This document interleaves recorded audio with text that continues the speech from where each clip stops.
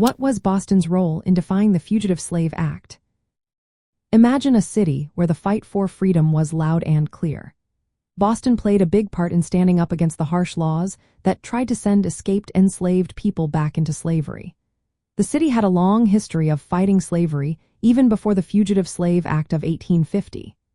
Back in 1836, there was the Boston Abolition Riot, where black residents and abolitionists stopped slave catchers from taking to black women. This showed Boston's early commitment to protecting those seeking freedom. When the 1850 law was passed, it made things even more difficult. It gave federal officials the power to catch and return escaped enslaved people, even in free states like Massachusetts. Many Boston residents and abolitionists refused to cooperate. They believed the law was wrong and fought back. One famous case was Anthony Burns in 1854. Burns was an escaped enslaved man living in Boston. When federal marshals arrested him, thousands of people protested and tried to rescue him. The rescue attempt failed, and Burns was sent back into slavery. But the event made many more people in Boston realize how important it was to oppose the law. Another key moment was the rescue of Shadrach Minkins in 1851. Minkins was a black man who had escaped slavery in Virginia and was living in Boston.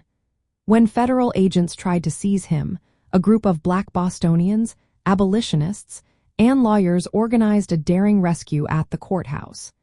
They forcibly freed Minkins and helped him escape to safety. This act of bravery showed how Boston's community was willing to stand up against the law, using both legal and physical means. Boston's abolitionists also formed vigilance committees to protect escaped enslaved people. These groups worked hard to find legal ways to challenge captures and to hide freedom seekers. Leaders like Lewis Hayden and groups, such as the Boston Female Anti-Slavery Society, played vital roles. They used newspapers, public meetings, and printed materials to rally support and spread the message that slavery and laws like the Fugitive Slave Act could not be accepted in Boston. Many local officials, including some mayors, initially promised to enforce the law.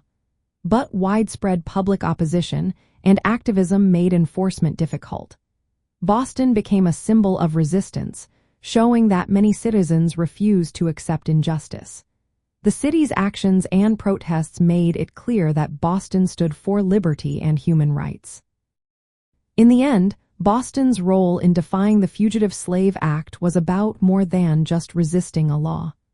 It was about standing up for what was right, protecting human dignity, and shaping the city's identity as a place where freedom and justice mattered.